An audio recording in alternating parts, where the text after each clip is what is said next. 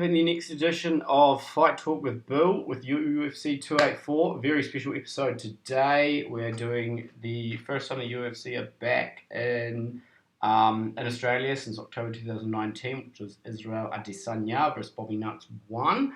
And also a very special episode because we have a special guest, Dale here, who is a fan who's been writing into me. He says he's been a huge fan of the show since it started. He's been writing in, and like you guys might have seen last week, I was doing a special competition to fly a fan out. So here we are. He's allowed to guest on the show today. So he's going to be chucking his contributions as we get along. Right, we are kicking it off with the main event.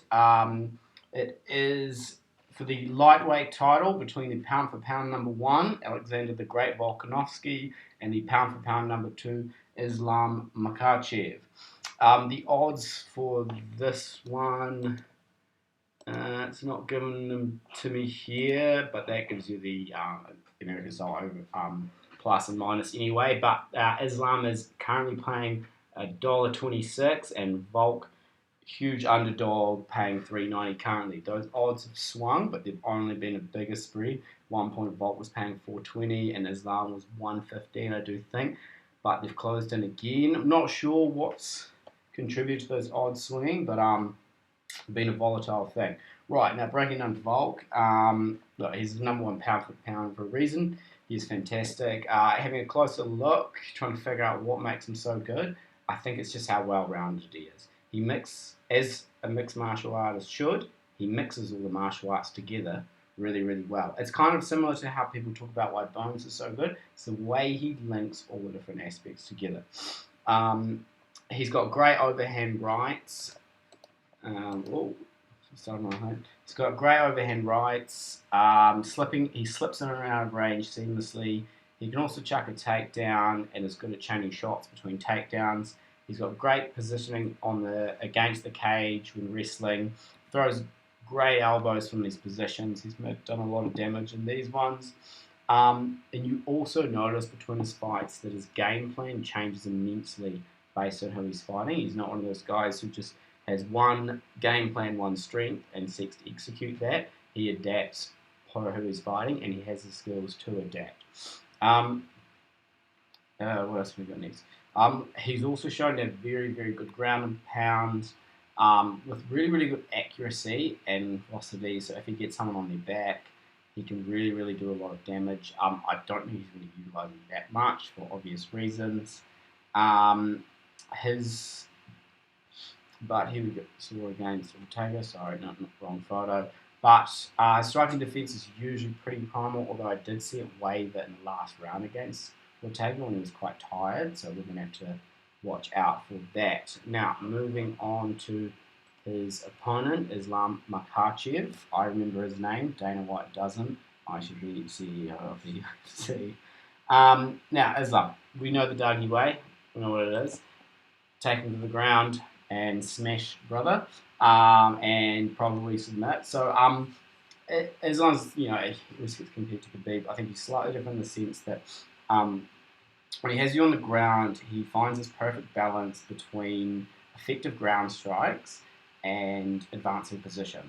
So it's always a mix of both. He's not doing one too much of the other. So he's not doing ground and pound too much that he can escape, or advancing position too much that he's not causing constant damage and making you uncomfortable. So he does it to a point that he makes people try and escape quite desperately, and then they'll make a mistake, and then he grabs the submission. Not only does he have great takedowns, but he's very, very good at trips. So he's very good if he's in the clinch of baiting people who knee someone, bait them into kneeing him, and then he'll trip them. His takedowns are also insane. Not this takedown, but another one during Drew Dober. He took him down from a standing Muay Thai position. It was quite weird. He was standing up, looking like he was going to kick. Then suddenly he's diving his leg, and he gets the takedown. So Islam's striking, very similar to Khabib at the start, was very, very unrefined. I don't know if you've seen those funny videos of Khabib's early striking where he kind of jumps forward and is flailing his arms. Islam used to do the same thing. I don't know if you ever played GTA Vice City, but he looks like Tommy Vassetti, the character, as he jumps forward with his feet forward and kind of flails. But it is just ridiculous to see the progression over a few fights. Under the tutelage of the striking coach, aka Javier Mendez, it's gotten really good. Now he moves so smooth, great everywhere. He's got very, very good kicks. He flicks them up out of nowhere, and they're always on range. Now, moving on to what we think is going to happen, I have big concerns for Volk getting taken down. He was taken down by Ortega at one point. Ortega also, not from that takedown, from his knockdown, also managed to snap on some submissions. Granted that Ortega's style is to just jump on a neck or an arm as soon as he sees it open, whereas Islam's style is to sort of hold you down and then eventually wait till you make a mistake. Still, he got him down.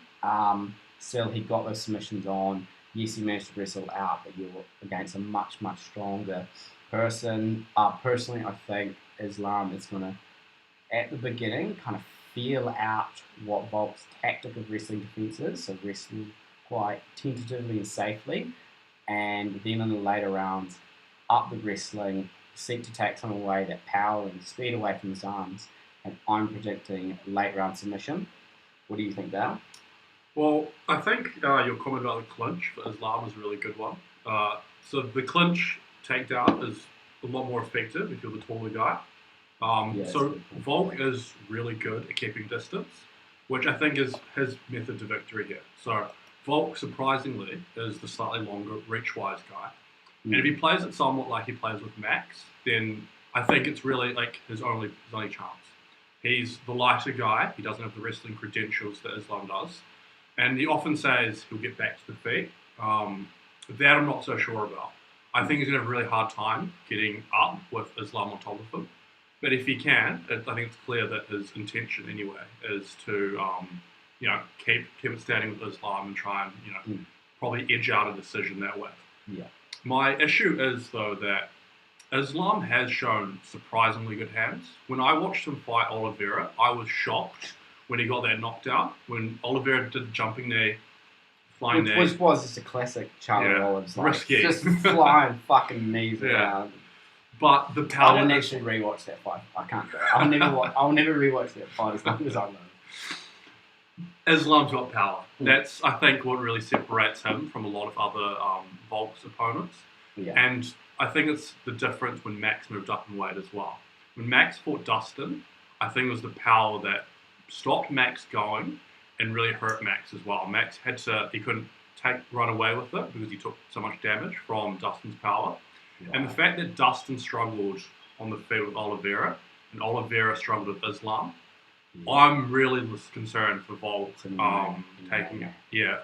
It is some MMA math. It doesn't always apply, but just looking at the size of Islam... It's a street observation, He's huge. Yeah, like if you look at the arm difference between Islam and Holloway, it's clear like Islam's a much bigger guy, and he's big for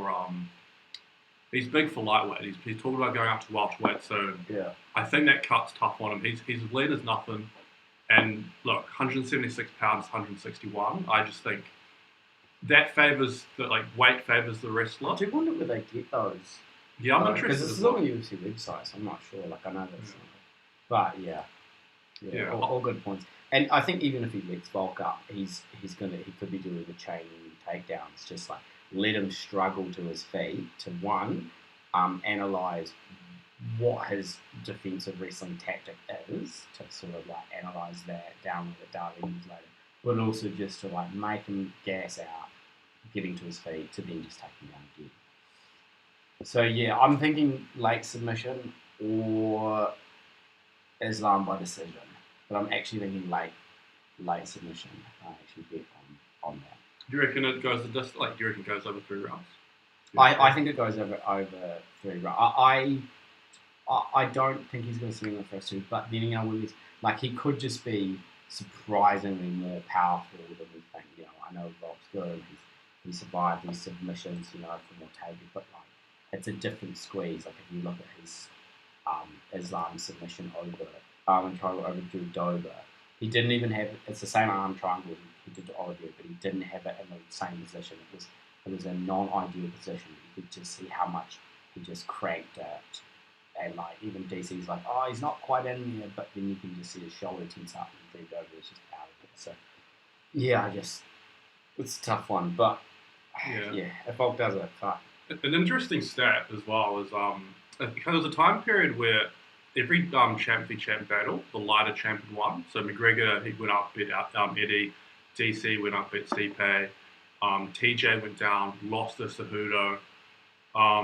So there actually has been a surprising trend of the lighter champion winning. But in this context, I just think that Volk's coming from a division that doesn't have the wrestling pedigree as Islam. Like, Chad Mendes is a great wrestler as well, but I just don't think... He loves standing back. He's one of those guys that's a great wrestler. That's what got him there. But kind of has fallen in love with the hands and he doesn't use it as a strategy.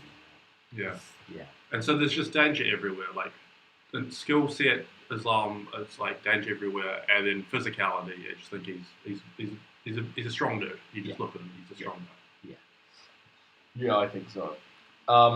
Yeah. But if he does it, he does it. You know, like I said, I bet on Islam late submission. That's an emotional hedge, like because Islam wins. Right. All right. Moving on to the co-main event for the interim featherweight strat between Mexico's own Yair Rodriguez and the fighting farmer himself, Josh Emmett. He's fighting farmer ALMER. He calls himself that on his website. I looked that up. It's an underground orc thing in Skyrim. So, we always make the jokes. He looks at one of them. He actually acknowledges it himself. So, it's good self-awareness. I actually also watched the Embedded series. He's got a very hot wife. So, like, fuck, Perfect man. Isn't letting him down. So, Yair Rodriguez. He's got very unique, flashy style. Very skilled with his kicks. So much so that sometimes his legs kind of act like their hands, and his hands act like they're just hands. He tends to throw kicks for every sort of angle, and he has such a variety of attacks, like it's almost a different kick every time, and so much so that eventually just like one hits. Here's him with a switch kick against Andre Ferry. Like during that fight, he's thrown, like he hadn't thrown that kick before, he'd thrown all sorts of different head kicks, and then eventually like one, and they're just not expecting it because it's just simply the variety alone. As we saw against BJ Penn, here he can sort of whip up and hit the chin just from any angle. Like the kick just comes from nowhere and it's perfectly on target. He keeps quite a pace up going through, and even in his fight against Alex Casares, it was in Salt Lake City, Utah, which is at altitude, and you could tell he got gas. I've never seen him get gas in other fights. He's got a great gas tank that can maintain his very, very intensive style. But even in that fight, even though he gassed out, he still kept up that volume. It just got sloppier and sloppier, but he still kept going. So he definitely has the gas tank to maintain such a style. With his hands, he's quite good at following kicks up with like long switching shots. So he'll kick and they'll move back, and as they're reeling backwards, he's sort of pushing forward long shots. But a big flaw I do see is he does sometimes just enter with his straight up with his head down. He just like kind of ducks down. He's either throwing overhand rights or doing something weird, but he just kind of puts his head down, drive forward. It's the same position that he got his very famous elbow on the buzzer elbow KO against Zombie. He kind of just goes in head down and he fired the elbow, and like it worked then, but it's a bit of a weird move and it could get him into some trouble. He on the ground, he does have submission ability. Like he's he's got credentials in that area, and he's got 3 submission wins early in his pro career, very, very early. But what I've found is when he's off his back, he tends to be too offensive. So he's always sort of trying to get like an elbow from the bottom, or he's trying to like throw up submissions, and he's just not concentrating on defending himself.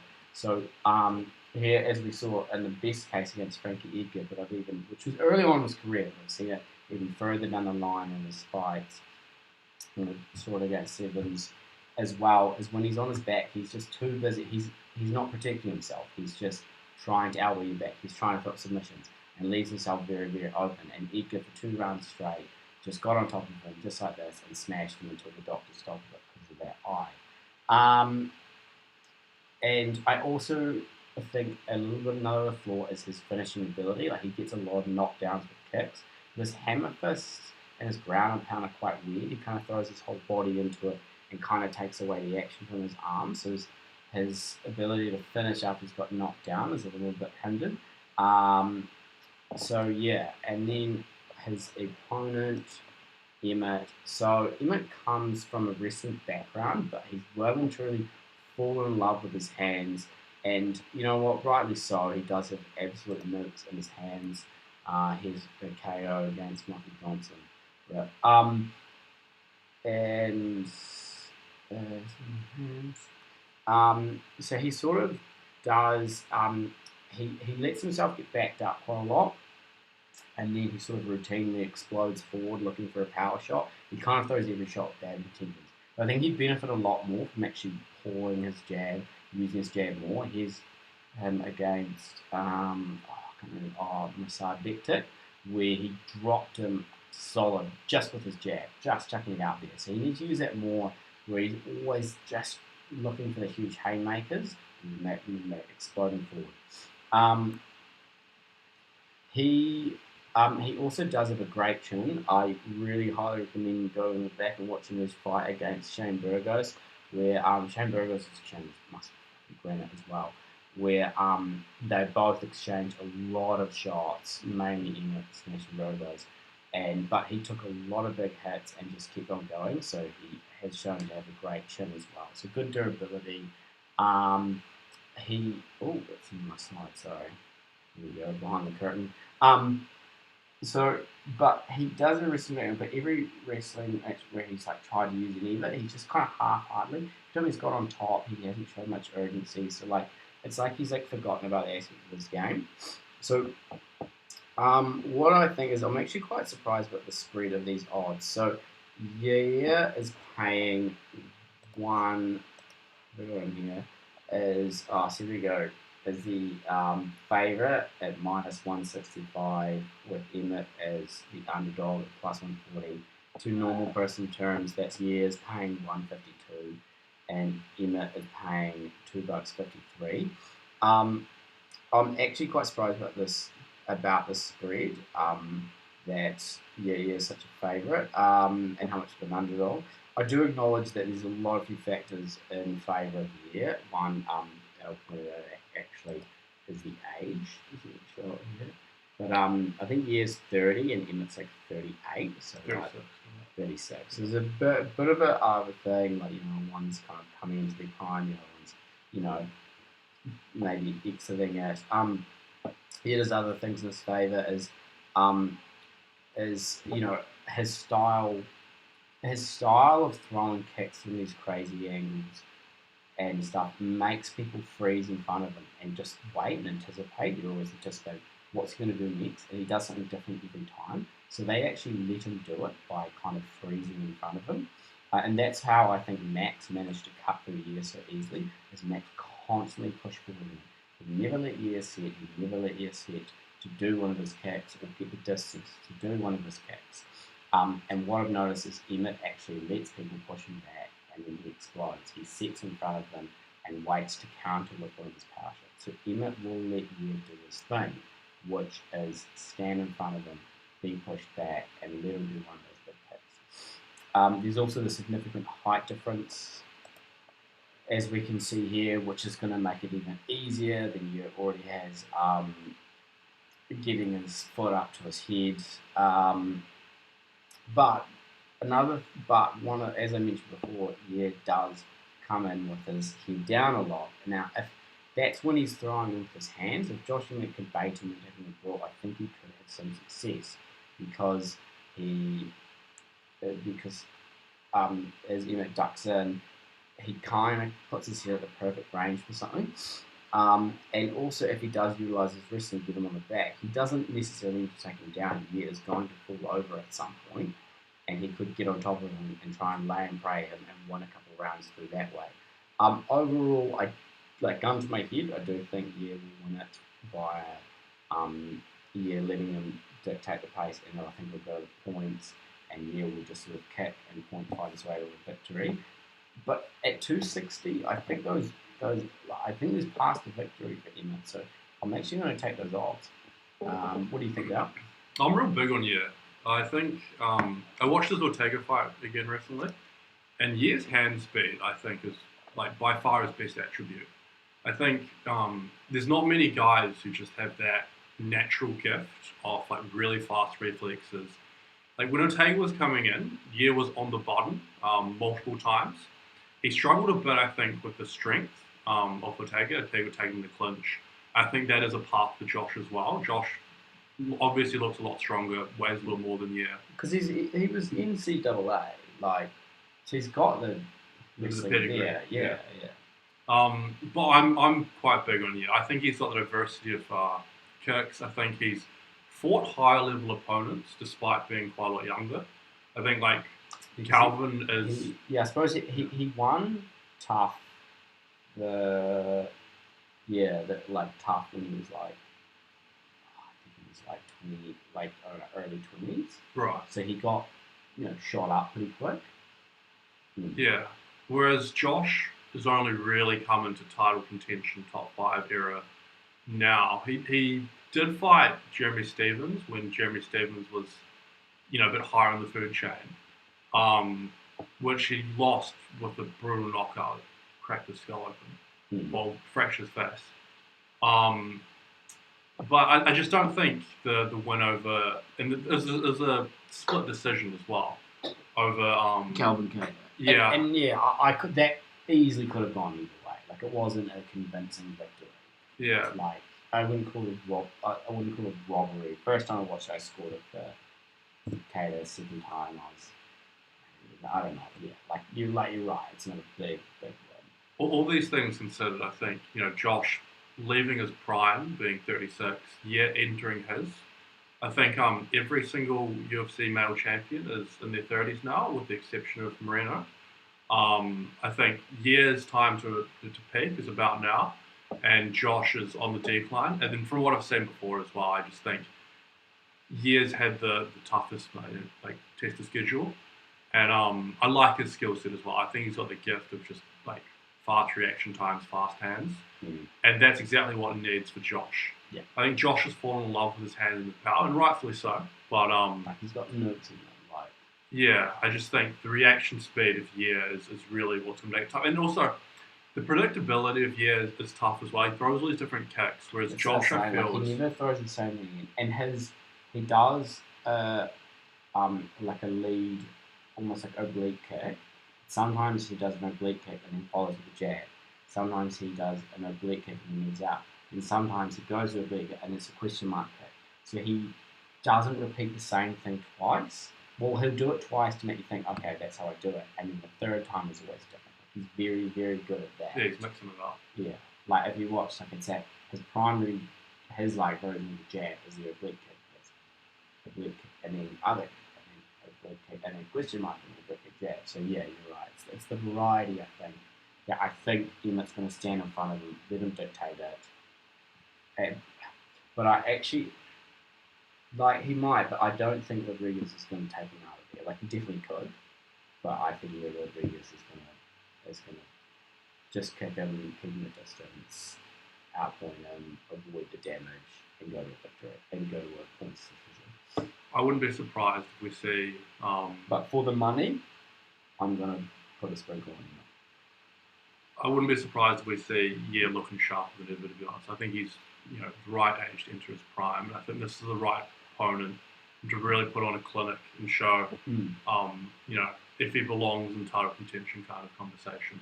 Yeah. Which I honestly think maybe with a really good performance here, what we remember is interim, but he could be a legitimate threat to the belt. So I'm really excited for this one. Yeah. I've got money on Ye. Yeah. Right, Cody Robson. Right. All right, moving on. Now, the next fight I'm fucked up excited about as well. We've got a boy from Perth himself, Jack Della Maddalena versus Randy Rude Boy Brown. Really ridiculously excited about this guy. JDM, there's been a lot of hype about him, and rightly so. Let's just sit with the odds first. JDM's coming as a huge favourite. What did that mean with 305 there? That translates to paying $1.29, and Randy Brown is the underdog, paying $3.66 plus 255 underdog. So yeah, he's burst on the scene. JDU 3-fight win streak, all first round finishes. He's got amazing boxing. He always pressures. Like as soon as the bell rings, he's right in front of his opponent, pressuring, pouring his jab out, and he looks for shots that with the intent of finishing. Mean head movement, slips and grips. In his fight against Neve, which was his second last opponent, he did show he got taken down. He did show to be calm and tactful under grappling, and Neve actually set a pretty mean anaconda on him. He stayed super calm and did the right things to get out of there. So if he gets taken to the ground, he's calm under there as well. So he does show to be quite rounded. Randy Brown is actually boxing background as well into MMA, so it's not likely he's going to take him down. Previous in his fights, he struggled to utilise his range effectively, but watching his last few fights, you see how he's gotten much better. He is ridiculously big for the welterweight division at 6'3", with a huge reach at 78 inches. He can get very overconfident in his boxing movement and tends to kind of slip his head around with his hands down, being overconfident, and he gets caught a lot doing that. He actually moves very he's quite a lot like a budget Israel Adesanya, just the way he kind of he doesn't have quite the kicks of Adesanya, but he sort of moves around. So Jack's a huge favourite, which you can see from the first finishes, you can see from the height, but I think he really does his work cut out for him.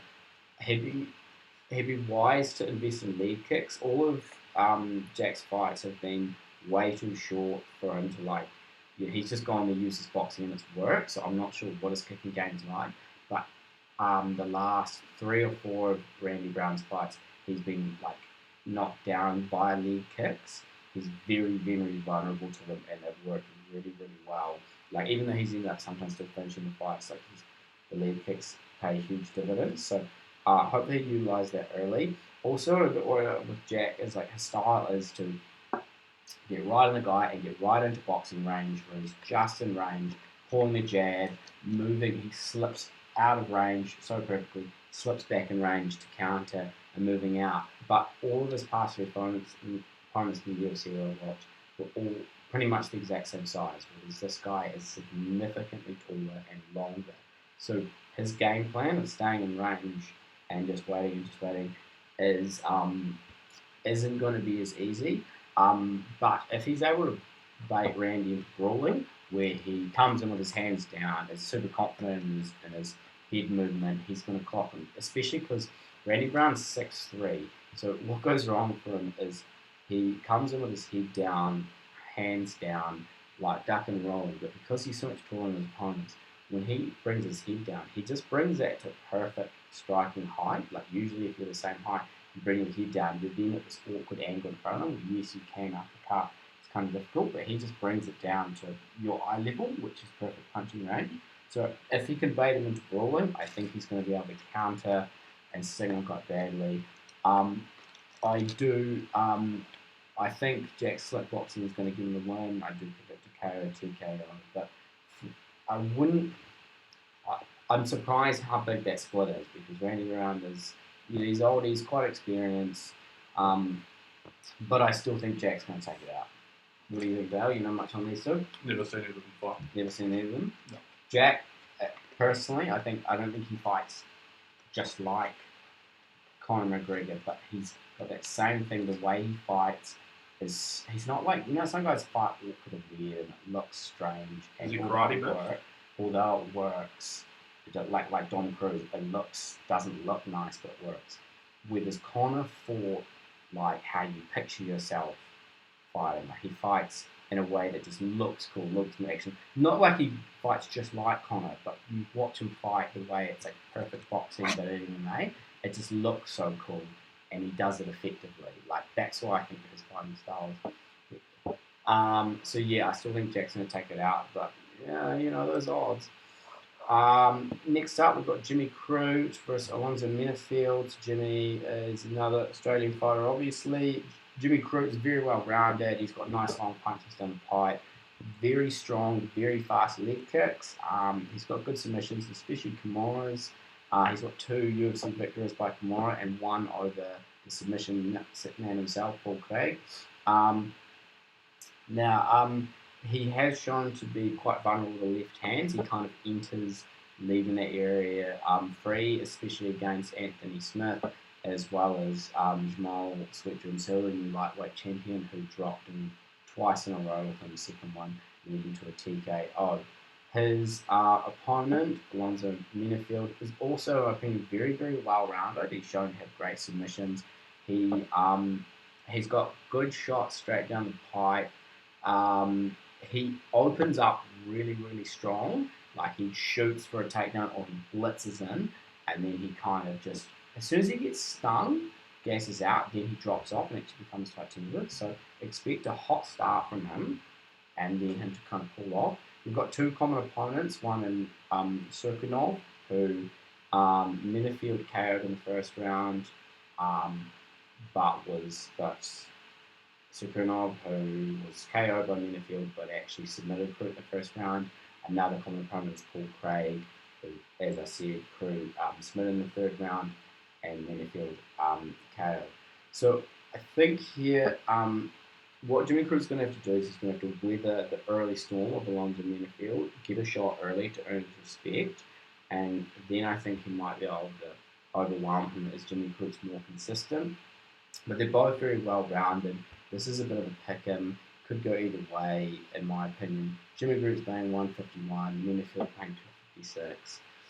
I think those odds, I think all the hometown boys are getting a bit too much of a favour here, but I think Jimmy Crute just has a bit more consistency throughout the fight, with his Minifield can like come on really strong and then drop off, come on really strong and drop off. So that consistency is going to get Jimmy Crute to win.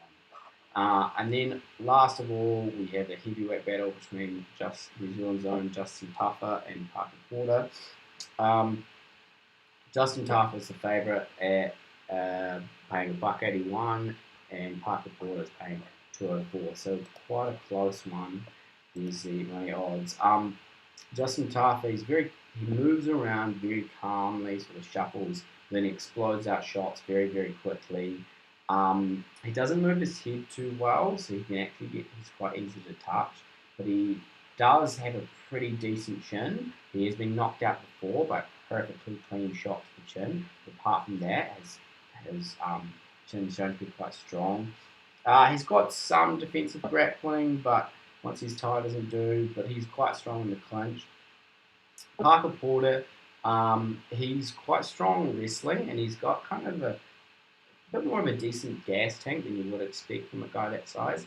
He does like to try and bang, but his hands are quite sloppy and not that good. Like he can get some in just through sheer volume alone, but Justin Tafa's definitely got the power advantage, like I think by a massive margin.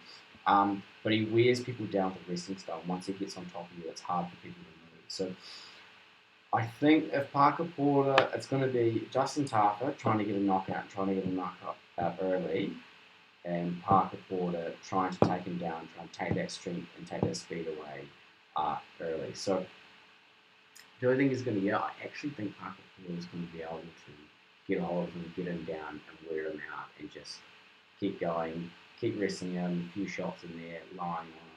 I'm actually favouring Parker Porter in this one, but there's a very, very high chance that Parker Porter's been touched before and Justin Tafa could do it again. So this one's a bit of a pick-em. I'm sort of leaning towards Parker Porter, but that's about it. Right, all right. Thanks, guys, for watching. That's all the main card. Enjoy the fights, enjoy the betting, and yeah, that's it. Fuck off.